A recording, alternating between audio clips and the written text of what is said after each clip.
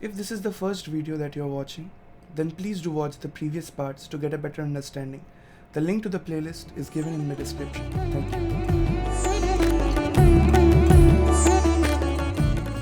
Tabla is one of my most favorite percussion instrument and I absolutely love to use them in my song. When I started arranging the song, I had it in my mind that I will use tabla for the main rhythm part of the song. We recorded the tabla in Frozen Studios in Srirampur and it's beautifully played by Pitam. Coming to the recording of the tabla, we recorded that using a single microphone, AKG C414 XL2, and we DT'd the tabla. Now, double tracking the tabla is a really challenging job to do for the producer as well as the player because we have to play the same part twice using the same articulations and having the same dynamics, the same playing patterns, the same roles, the same fills and everything. And this is really a challenge because while designing the tabla, we didn't write anything or something like that. It was on the spot. Like I was telling Pitam how I wanted the tabla to sound like that, how was the dynamics that I was wanting, and what kind of like complexity I wanted in that part, and we on the spot we designed the tabla, and then double tracking it.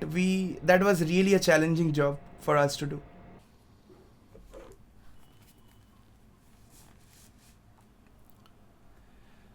So this is the tabla that we recorded.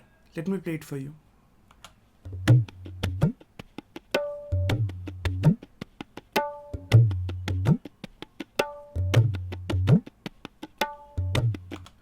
As you can see, we recorded the tabla in DT, so this is panned hard left and this is panned hard right.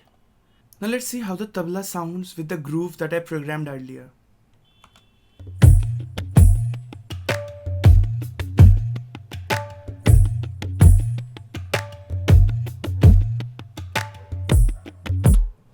We also recorded a Bengali folk instrument called Dubki, and we recorded it during the winter season.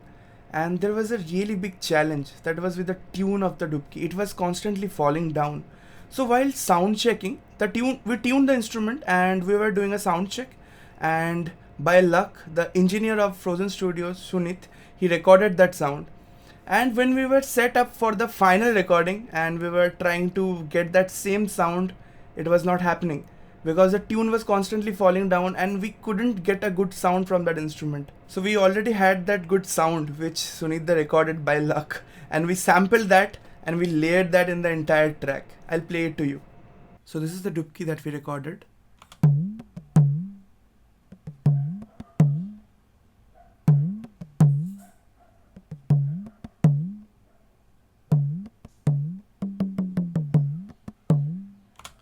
Now let me play it to you with the tabla.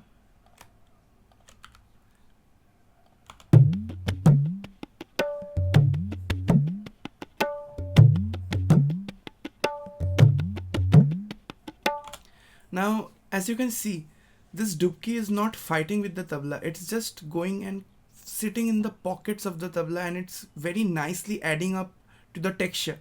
So this is the beauty of Indian rhythms arrangement. Now let me play it to you with the groove that I designed earlier.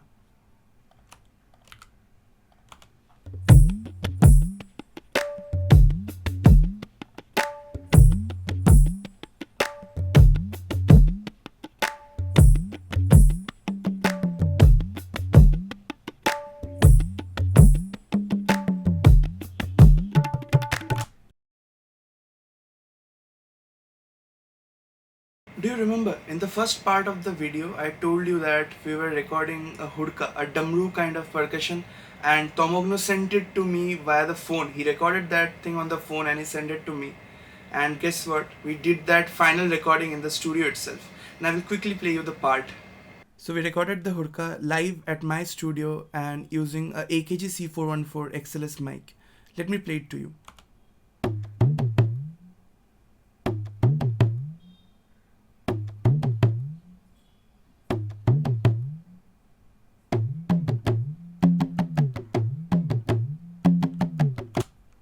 Now let's hear it with the tabla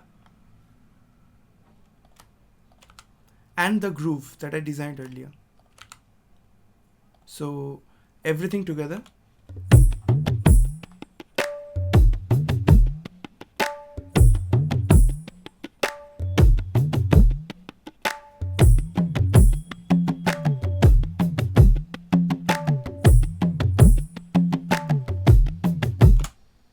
as you can see, we layered multiple instruments on top of each other, and everything is contributing something to the sonic texture. So now we have a full spectrum of sounds, and it's sounding very blended, as well as you can easily tell that there are multiple instruments playing, but it's not sounding like there are multiple instruments playing. Of course, it's sounding like it's a one instrument. That's the beauty of Indian rhythm arrangement.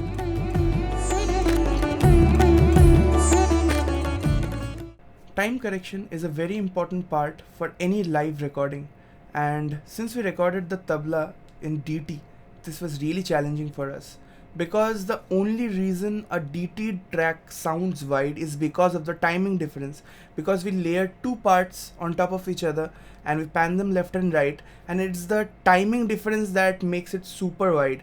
So if we just hard quantize all of that recording, it would sound very narrow. It won't have that stereo width. So we couldn't use the automatic quantization that we have in the DAW. So we had to manually select and edit each transient so that we had a little bit of separation, so that it could sound wide, but also it should sound in time. Otherwise, with the track, with the programmed part, it will sound a bit laggy, because the programmed part of the track are quantized, and those are made by computer, and they are very time accurate, and the tabla is recorded by human, and we are bound to make a little bit of errors. So we had a very narrow zone in which we had to keep the transient. If we kept it a bit more separated, if we had the transient a little bit more separated, it could sound slaggy and slow and loose. And if we make them close enough, it will sound very narrow and tight. We won't have that separation. So that was a really challenging job for us to do. This is something very important. As you can see the waveform of the tabla, you can see there is a little difference between the hits. This is the difference that is creating this stereo width. As you can see, these hits, there are subtle difference in the hits. So this is the thing that is creating that depth, that width in the stereo field. But while time correcting, by the way, these are all time corrected, and then I brought it into this session. And while time correcting, I just can't, let me show you. So I just can't go like this, and I just can't do okay, you come here, you come here. No, this will kill the stereo image. This will make it sound very narrow.